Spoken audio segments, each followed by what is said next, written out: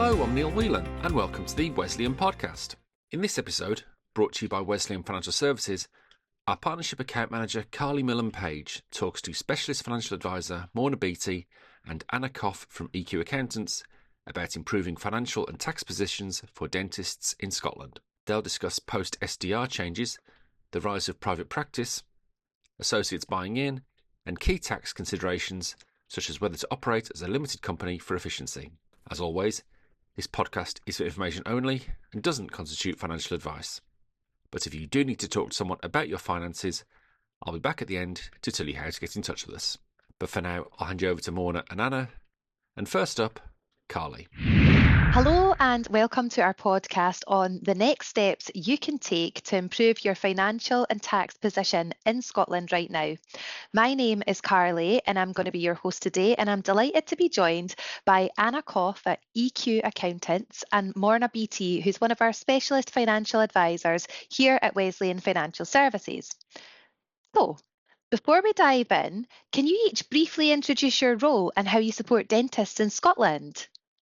Okay, so I'm Anna Coff and I work at EQ Accountants. We have a big healthcare client bank, but my focus is on the dentists. How do I support dentists? Everything from normal compliance work, so preparing accounts, preparing tax returns. We offer payroll services, bookkeeping services, and then on to the more tricky stuff, so tax planning, succession planning, buying and selling, dental practices, that sort of thing. So that's me. Hi, I'm Morna Beattie and I am one of the specialist financial advisors for Wesleyan. I've worked for Wesleyan now for over 23 years. And again, like Anna, I provide specialist financial advice within the dental sector. What we do is we basically give an offering of financial planning, everything from your time at dental school, right through from working as a DT associate, potentially buying into practices, through retirement and beyond. So we're very much here to give you financial advice every step of the way. I've been working with Anna for more than 15 years now, so the work that we do very much complements each other. I give the financial advice and Anna very kindly gives the tax advice. And Morna, with dealing with such a breadth of clients of different ages and stages of career, what are some of the biggest shifts you're seeing right now in the dental sector, particularly in Scotland? Well, I think at the moment in Scotland, it's still a little bit noisy from the sort of post-launching of the SDR. In my experience and my predominant NHS clients, they are feeling that the SDR had landed well, albeit it's not perfect, but then what is? So we're very much finding that those what we're thinking about potentially moving more towards private are potentially just waiting, because obviously the good work that the SDR is doing. What we're also finding as well is it's becoming a bit more of an associates market. Associates are hoping to then step up and buying into practices, so therefore going slightly back to the more traditional mode. Anna and I have also been working together quite a lot at the moment it's always a hot topic about whether to be or not to be limited. That is the question. So it's very much back in vogue at the moment. So again, with the help from Anna, we're doing calculations, or Anna's doing calculations on clients to find out whether it's going to put them in a better tax efficient position. So that's sort of the hot topics at the minute. Say this is more or less what you're seeing, or when you're talking to your clients about their tax affairs in general, are there any differences with the messages you're receiving? Well, just sort of touching on what Morna said, a lot of the queries that come to me are my associate or my friend that I know says that being a limited company is better.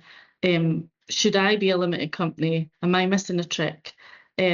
So we get a lot of those questions.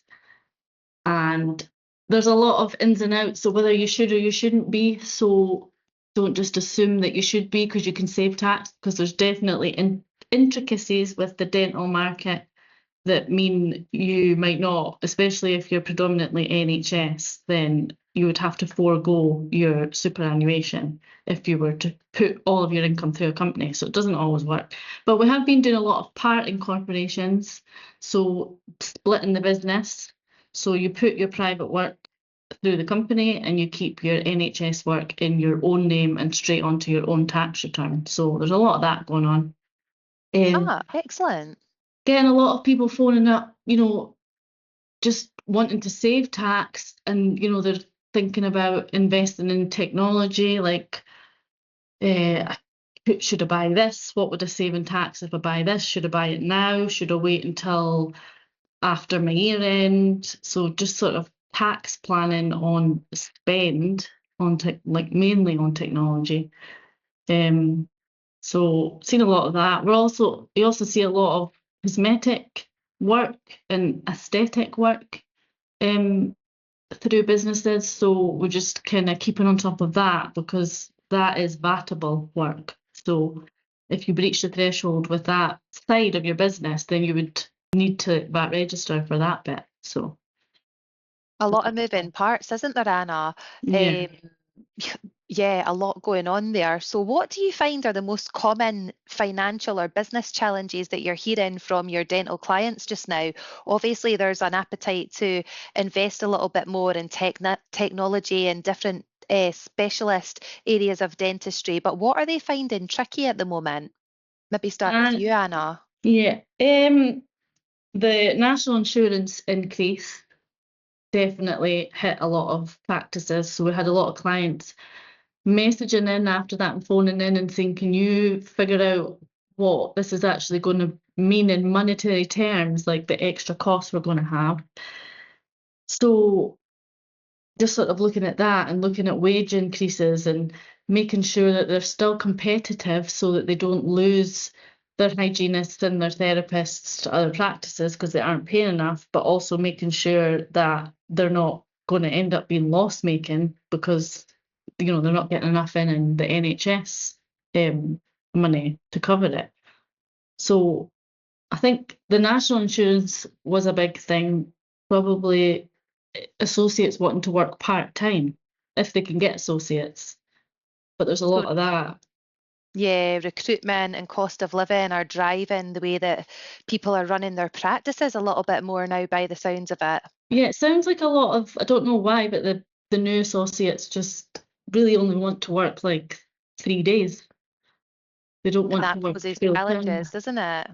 I'd probably like to defend them slightly at this point, though, because I do think the associates are very much looking towards a longer term. With the changes with the NHS pension scheme being linked to state retirement pension age, they obviously know that they're going to have to work to potentially 60 or beyond. So I think they're sort of like, being a tortoise, slowly going along with it. And because unfortunately the world that we live in nowadays, people are going to have to work longer, and especially with the fine work that they do and the positions that they're in all day, they're going to have to start looking after themselves in a little bit more as detail too. So I think that although they're working part-time, they're trying to probably work smarter, not harder. Yeah. That's a good point, Morna. So maybe trying to achieve a little bit more of a work-life balance because they understand that they're going to have to work that bit longer if they don't plan their exit strategies very carefully. That's excellent. So, Anna, what is one of the most common sort of mistakes you see when it comes to tax planning or dentists when they're structuring their income? Well, firstly, it's just not having the right structure. So as I touched on before, being a partnership still or a sole trader when really, you do predominantly private work. So it might be more tax efficient for you to be a company, or switch the other way around. They've already incorporated potentially before they come on board with us, but actually there's two things about being incorporated. There's if you don't have the right split of private and NHS, if you're just plumbing all your NHS through the company, that's not right. Like that's technically not right, and you shouldn't be doing that. But it's also not worth having a company if you spend all of your money. Which Yeah. if you're a saver, it's great because you can take advantage of keeping within the lower rates of tax and sort of reinvesting any surplus funds back into the company.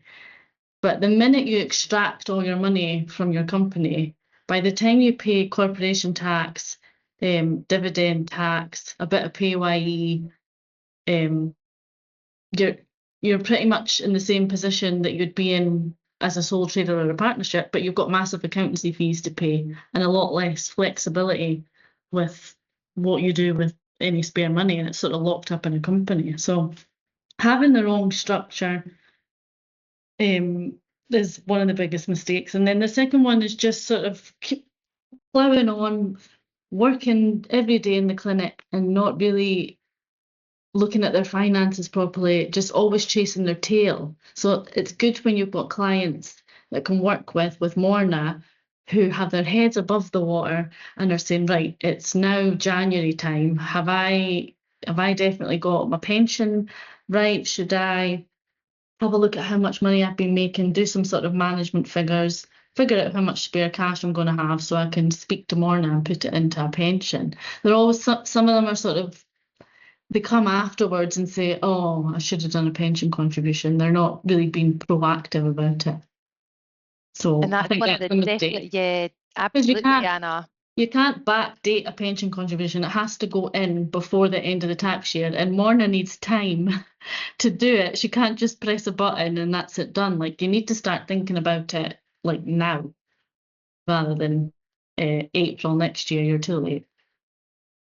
I suppose that really does show the value of working with specialist dental accountants and specialist financial advisors like Morna. Morna, what are you seeing from your side? Do most dentists fall short when it comes to their personal financial planning? Well, again, probably because they have been doing the job for 23 years now, it does definitely help. But the way that I kind of speak to my clients is, it's something that we use. It's having a financial health check like you do with your teeth. And we work as a course of treatment as they do with their dental plans. So, you go in, have a quick look around, see if anything's changed. Anytime anything's changed, personally or at work, then at that point you need to stop, start, and have a financial review. So it is, as I say, very much speaking in your language. It's very much going through the course of treatment, and especially when we do have this brilliant relationship with the accountants, such as EQ, then anything that we do that's going to change anything in any way, shape, or form, we also make sure it's the best financial advice, but also making sure that it complements from a tax point of view. And one of the things actually Anna and I have worked on this year is trying to talk about drip feeding into a pension, because nobody likes panic in their life. We all know it's like Christmas. The end of tax year is the same date every single year. So once clients have started paying their July tax bill, which has obviously been done, we've really started speaking to our mutual clients to start thinking about it before there's that end of tax year panic. And that works well. So it's really associating yourself with a Champions League squad and making sure you've got your special players running on and off the pitch at the right time. That's how we work, and that's what gives our clients the best service. And I think it's good that we work together, because me and you, Morna, will just have a Teams call about a mutual client, and you'll say they're thinking about this, think about that, and I'll say, oh, that'll work, or maybe not that, and I'll say, what about this? And we just bounce off each other. And by the end of the call, we've got a whole plan in action for them. Exactly. And it's back to the whole of how much they earn as well, because obviously, Anna, you focus on the tax element, but I've also got to make sure that they've got the right type of income protection to protect their outgoings. If they're about to remortgage, for example, we have to have the right income to support that. So again, because obviously we have a close working relationship, it really puts the clients at the forefront of everything that we do. Excellent. So really working together supports these clients' goals in a much better way for client outcomes. 100%. So Anna, I'm going to move over to you to chat to you a little bit about practice ownership planning, which dovetails really nicely into what we've been discussing. From your perspective, what should someone financially review before they buy a practice? Like what, for example, are the red flags that you've seen in practice financials that buyers would often miss or not spot? Well, when we work with people who are looking to purchase a practice, we'll always do like a thorough financial due diligence, just as you would with any business that you were buying. And it's not just looking at the numbers, it's making sure you're looking at the drivers behind the numbers as well. So we'd always say get at least the last 3 years of accounts and financial information, and look at things like the split of the income, you know, not just NHS and private, but what's hygienist income, what's cosmetic income, what's ortho income, restorative, can't say that word.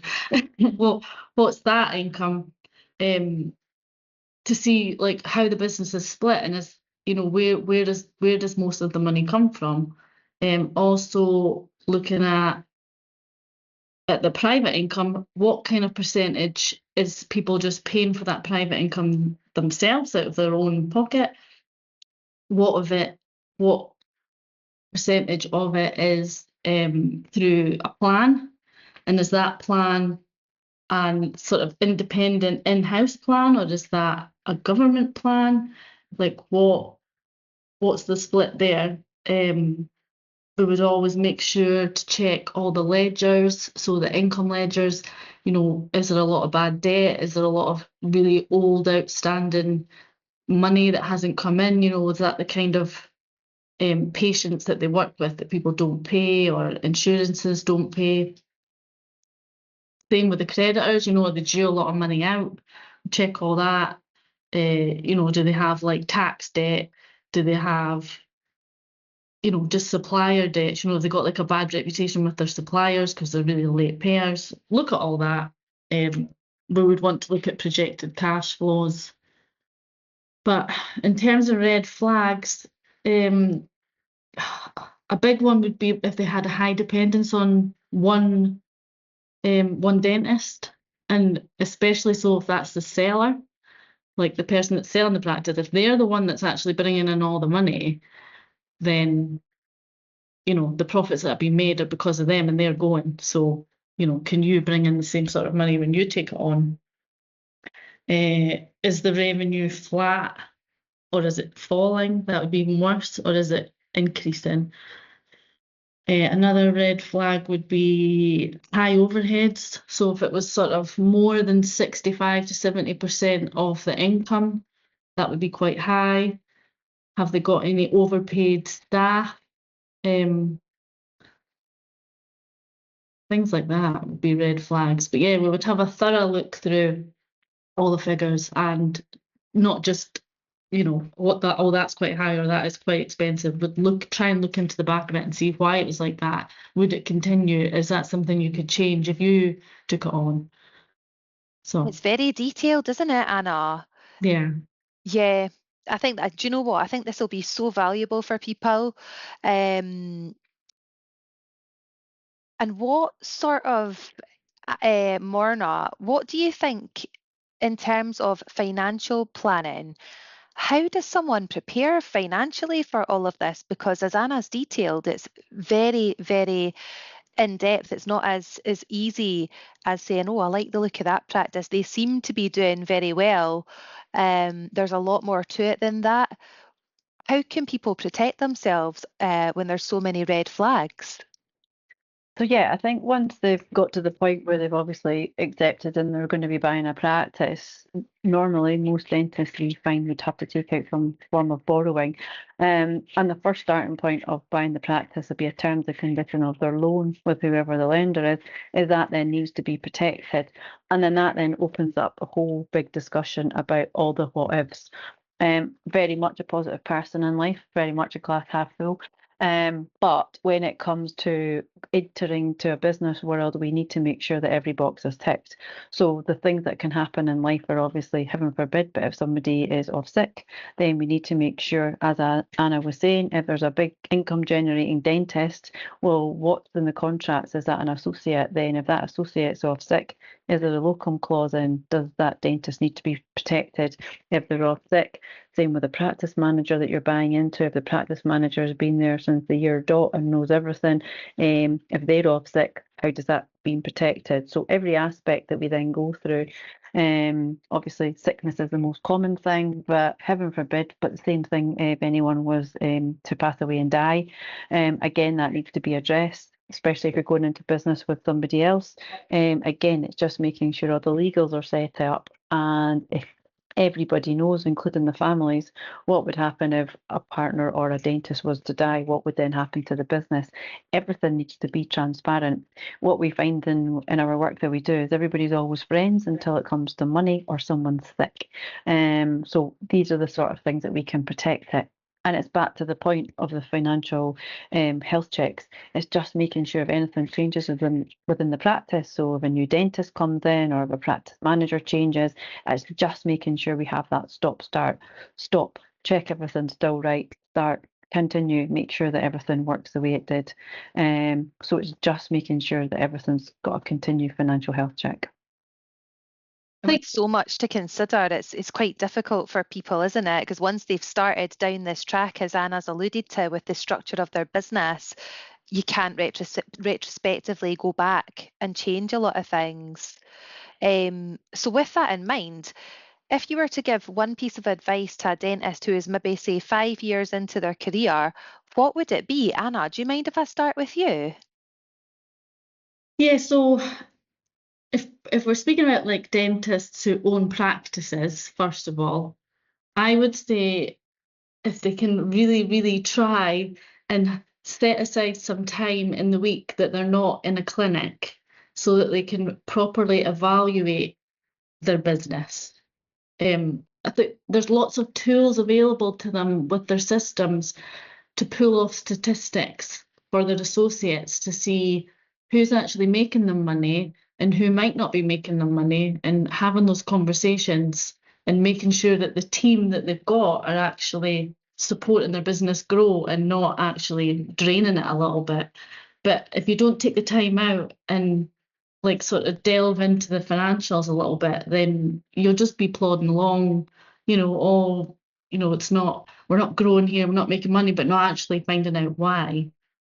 But it's so hard to get dentists out of their clinics and away from the dental chairs to have these conversations. So I think it would just be to try and set aside some time to work on the business rather than in it. Just a couple, even just a couple of hours a week, just take some time. If it was associates who haven't yet bought a practice or don't want to do that, and they're working away fine and they're enjoying what they're doing and they don't want the pressures of owning a business, I would say to them that just make sure that you're financially safe for later on. Speak to the likes of Morna and make sure you've got your pensions in place. That would be my advice, because they've got lots of money. The SPPA pension is obviously really good, but when speaking to Morna, it's sometimes not enough, quite often not enough, and you need to do a separate private pension as well. So Absolutely. Anna, they are fantastic tips. Thank you ever so much. And Morna, is there anything you would add to that, or what's the most common myth or misunderstanding about money that you hear from dentists?